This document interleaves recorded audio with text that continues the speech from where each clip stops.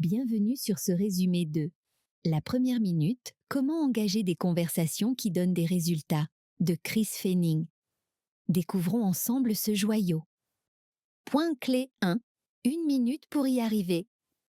Si vous n'aviez plus à résoudre les incompréhensions et les malentendus dans le cadre de votre travail, que feriez-vous de ce temps supplémentaire? C'est le moment idéal pour répondre à cette question, car vous posséderez bientôt des compétences de communication efficaces qui vous feront gagner du temps à l'avenir. Les principaux responsables d'une mauvaise communication sur le lieu de travail sont les éléments suivants: une absence de contexte, des objectifs peu clairs, une surcharge verbale, un enchevêtrement de différents sujets au sein d'une même discussion, des explications longues et vagues. Pour éviter ces écueils, commencez chaque conversation, qu'il s'agisse de simples fournitures de bureau ou de projets importants, par des propos clairs et brefs. Il ne vous faudra pas plus d'une minute pour communiquer l'essentiel. Incorporez des analogies dans votre discours pour simplifier les points complexes. Pour réussir la première minute d'un dialogue, essayez cette approche. 1. Encadrez la discussion dès les 15 premières secondes. Proposez un contexte et un titre. 2. Construisez un résumé structuré de votre message. Articulez l'objectif, identifiez le problème et orientez la conversation vers la solution. En outre, vous résumerez avec habileté votre message en 60 secondes, quelle que soit la situation, le secteur d'activité ou le poste concerné. Prêt à faire des vagues? Il est temps de dynamiser la première minute de votre discours et de captiver votre auditoire dès le départ. Point clé 2. Préparez le terrain. Les stratégies que vous allez apprendre à maîtriser reposent sur 3 principes essentiels. La préparation. Assurez-vous que votre public est prêt à recevoir votre message. La concision. Respectez l'emploi du temps, chargé des gens en étant bref. Se focaliser sur les solutions, orienter la conversation vers des solutions réalisables plutôt que vers des problèmes. La technique du cadre permet de définir clairement les attentes à l'égard de votre message. En utilisant cette méthode, vous vous assurez que votre public comprend l'idée principale de votre annonce dès les premières phrases. Cette méthode se compose de 3 éléments. Le contexte, il définit le sujet ou l'enjeu. L'intention, il clarifie ce que le public doit faire avec les informations fournies. Le message clé, il fait ressortir la partie la plus importante de votre message et sert de titre. Ces éléments restent constants, quel que soit le sujet, l'orateur ou le public. Lorsqu'ils sont correctement agencés, ils créent efficacement un cadre pour votre message. Pour commencer, définissez clairement le contexte en identifiant le projet ou l'enjeu, mentionnant le processus, le système ou l'outil concerné, spécifiant le client avec lequel vous collaborez, énonçant la tâche ou l'objectif dont vous allez discuter. Ensuite, exprimez votre intention. La façon dont les gens traitent et stockent les informations dépend de l'usage auquel elles sont destinées. S'il faut trop de temps à votre public pour comprendre l'objectif, il risque de mal l'interpréter ou de le rejeter au motif qu'il est hors sujet. Les intentions dans le milieu professionnel se répartissent généralement dans les catégories suivantes: recherche d'aide, de conseils ou d'informations, demande d'intervention, attente d'une décision, alerte d'un collègue sur un événement imminent, dans le but d'éviter des imprévus, communication d'informations ou de données demandées précédemment. Prenez cet exemple pour illustrer l'expression du contexte et de l'intention. J'ai passé en revue la nouvelle politique de sécurité de l'information et y ai trouvé quelque chose d'intéressant. Incorporez des analogies dans votre discours pour simplifier les points complexes. Enfin, communiquez votre message clé. Il doit contenir les informations essentielles dont votre public a besoin sans tomber dans la tentation de couvrir tous les détails. Avant de parler ou d'écrire, réfléchissez à tous les détails que vous pourriez inclure et limitez-les à un message principal. Imaginez ensuite que votre public vous demande: Et alors? Votre réponse contiendra généralement le message clé.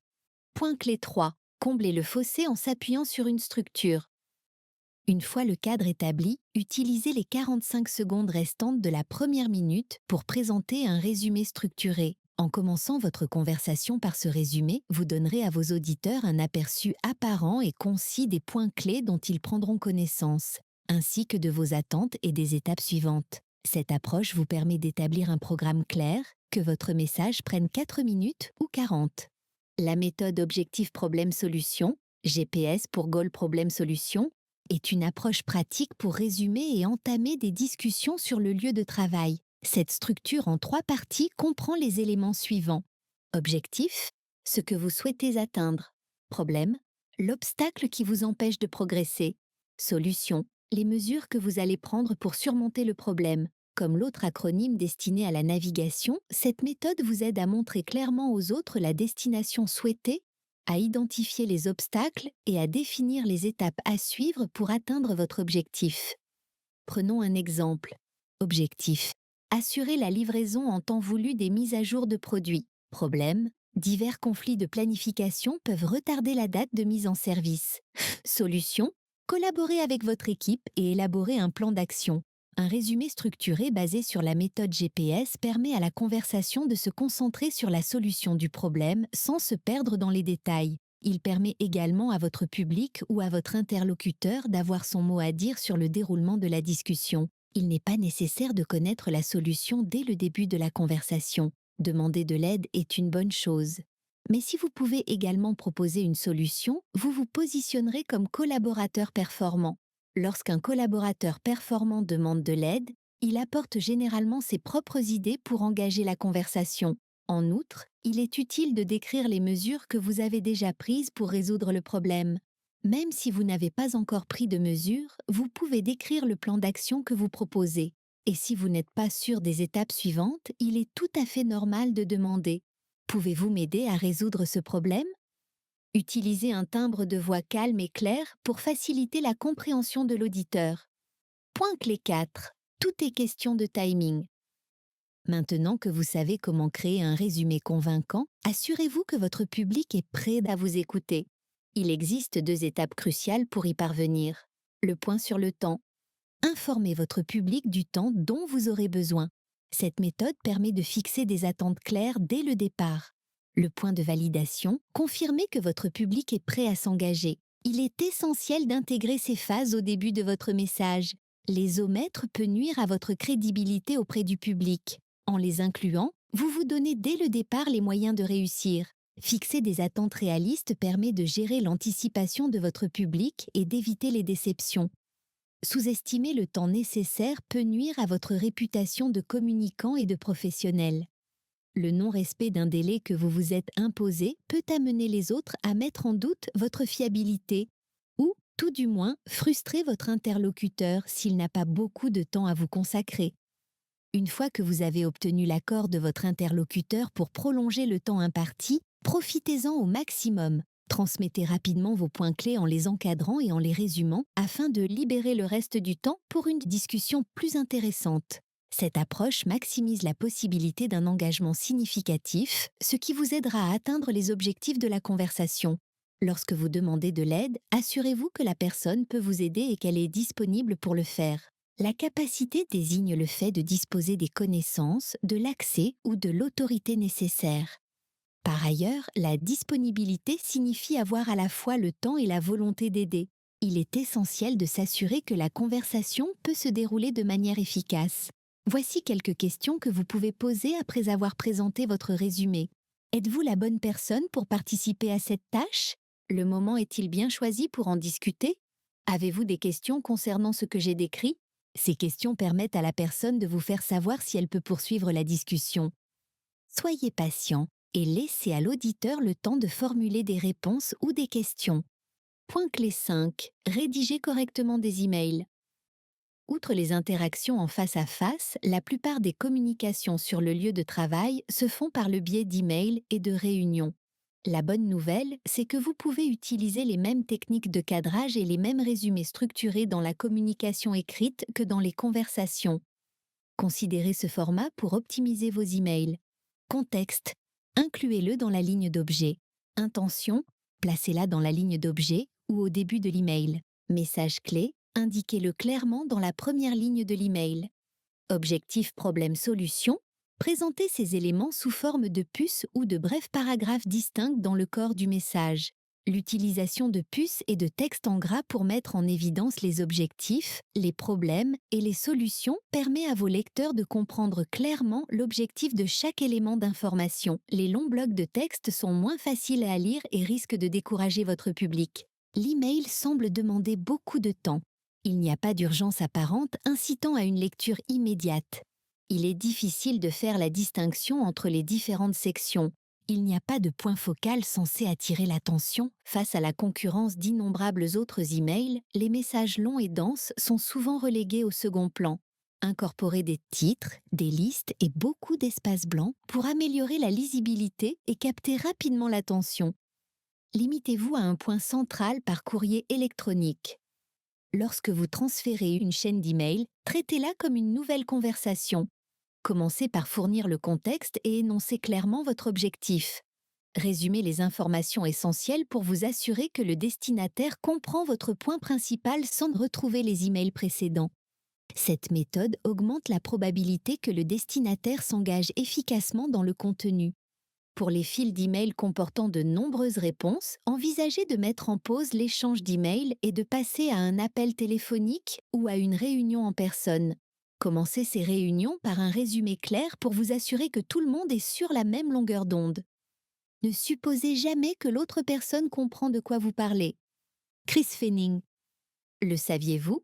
Des recherches indiquent que des performances constamment élevées peuvent faire oublier une première impression négative.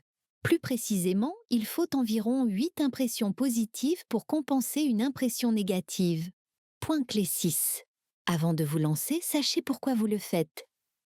Imaginez un scénario dans lequel un collègue vous dit soudainement de vous rendre dans la salle de réunion 5 à 9 heures, puis part sans aucune autre explication. Iriez-vous à la réunion? De manière étonnante, cette situation est courante, car de nombreux employés reçoivent quotidiennement de vagues invitations à des réunions.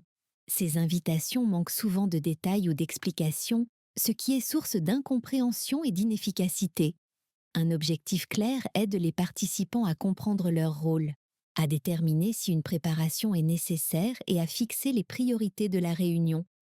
Les invitations à une réunion doivent permettre d'engager une conversation. Les participants doivent comprendre l'objectif de la réunion et les résultats attendus, qu'il s'agisse de prendre des décisions, d'engager des discussions informées ou d'avancer des idées et des solutions. Tous les participants doivent comprendre ce qu'ils cherchent à réaliser collectivement. Pour améliorer vos invitations à des réunions, pensez à utiliser un cadre pour incorporer 2 éléments essentiels. L'objectif de la réunion, une seule ligne décrivant l'objectif de la réunion. Le résultat de la réunion, une seule ligne décrivant le résultat escompté de la réunion. Un programme est également utile pour les réunions couvrant plusieurs sujets, car il indique les sujets et leur ordre, en particulier lorsque différents orateurs y participent. À l'ouverture, il est également essentiel de répéter les détails de la réunion pour de nombreuses raisons. Tous les participants n'ont peut-être pas lu l'invitation. Ceux qui l'ont lue peuvent l'avoir fait il y a longtemps et ne pas se souvenir de tous les détails. L'introduction permet aux participants de poser des questions et de clarifier certains points concernant les objectifs, les problèmes ou les solutions. Pour ceux qui dirigent la réunion, commencer par un bilan peut faciliter la transition vers le sujet suivant et apaiser les tensions. Le fait d'apporter des notes permet d'éviter que des détails essentiels ne passent inaperçus au cours d'une conversation. Pensez à faciliter le départ des participants après l'introduction, en déclarant simplement « Si cette réunion n'est pas en rapport avec votre travail, n'hésitez pas à partir ». Vous montrez que vous respectez leur temps, ce qui se traduit par une plus grande appréciation. En outre, cette pratique favorise la responsabilisation. Ceux qui choisissent de rester sont généralement plus engagés dans la discussion. Conclusion. Les stratégies que nous avons explorées sont simples, mais leur maîtrise nécessite du temps, de la pratique et une application dans divers scénarios. Au fur et à mesure de votre progression, vous réfléchirez plus naturellement au contexte, à l'intention et aux messages clés. Avec le temps, vous n'aurez peut-être plus besoin de prendre des notes avant une conversation, même si la préparation de notes peut toujours être utile dans des situations complexes ou critiques. Adoptez ces techniques de manière cohérente pour devenir un communicant compétent, connu pour produire des résultats efficaces grâce à des conversations claires. Essayez ce qui suit.